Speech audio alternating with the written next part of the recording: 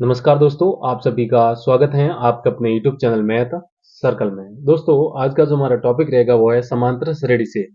आज हम इस वीडियो में सीखेंगे कि इस प्रकार के सवाल दिए जाने पर उनको कैसे करते हैं और ये सवाल करेंगे। तो देखिए, यदि आप क्लास 10 में हैं तो ये वीडियो आपके लिए बहुत ही महत्वपूर्ण होने वाला है, क्योंकि ऐसे सवाल बोर्ड के एग्जाम में पूछे जाते हैं। तो देखिए, सवाल क्या है, एपी 2 7 10 और ऐसे करके ये एपी आगे तक बढ़ रही है का 10 पदों का योग ज्ञात करना है।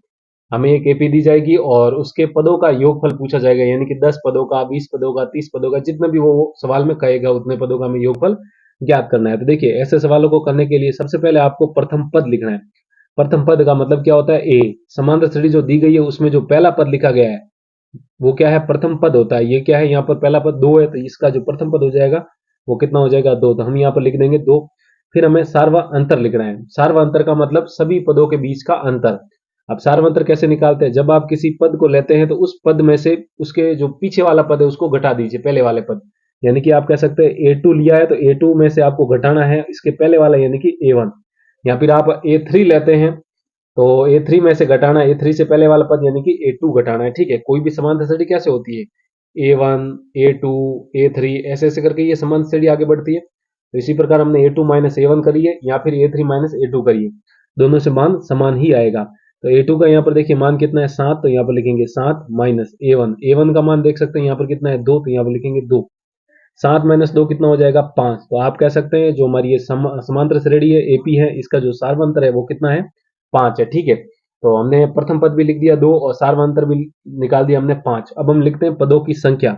हमें यहाँ पर जितने पदों का योगफल पूछा है वो भी लिख लेते हैं, पदों की संख्या। और पदों की संख्या को कैसे लिखते हैं, एन से। ठीक है, नहीं, पदों की संख्या n। तो n यहाँ पर आप देख सकते हैं कितने पदों का योगफल ज्ञात करना है, 10 पदों का। तो यहाँ पर n का मान कितना रखेंगे, 10 रखेंगे। ठीक है, अब हमें यहाँ पर प्रथम पद निकल चुका है, सार्वंतर निकाल दिया और पदों की संख्या में निकाल दिया। अब हमें यहाँ पर सीधा सीधा समांतर श्रेणी के योगफल निकालने का सूत्र लगाना है। ठीक है, अब देखिए वो सूत्र क्या होता है, तो मैं यहाँ पर देखिए लिखता हूँ, उस सूत्र का नाम शॉर्ट में लिखते हैं SN। S का मतलब सम और n का मतलब n पदों का। ठीक है, तो n पदों का सम जो सूत्र होता है वो देखिए क्या होता है, n/2 into 2a plus n minus 1 into T.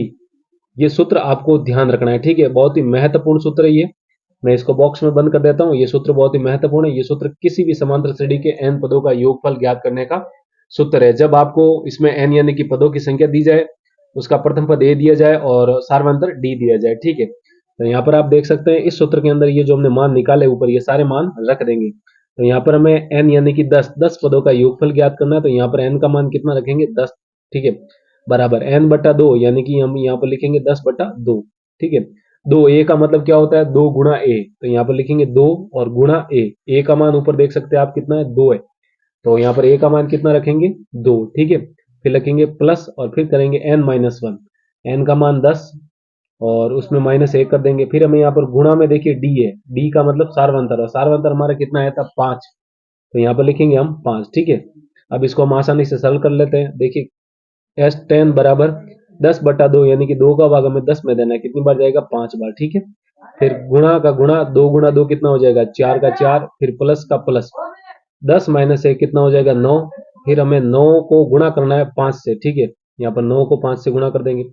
अब इसको सरल कर लेंगे, यानी कि S10 यानी कि 10 पदों का योगफल 5 गुणा, हमें यहाँ पर 4 प्लस 9 गुणा 5, 9 गुणा 5 कितना हो जाएगा, 45। तो यहाँ पर लिखेंगे 45 और फिर कोष्टकों को कर देंगे बंद। अब हमें यहाँ पर 10 पदों का योगफल ज्ञात करना है, यानी कि S10 लिखेंगे 5 गुणा 4।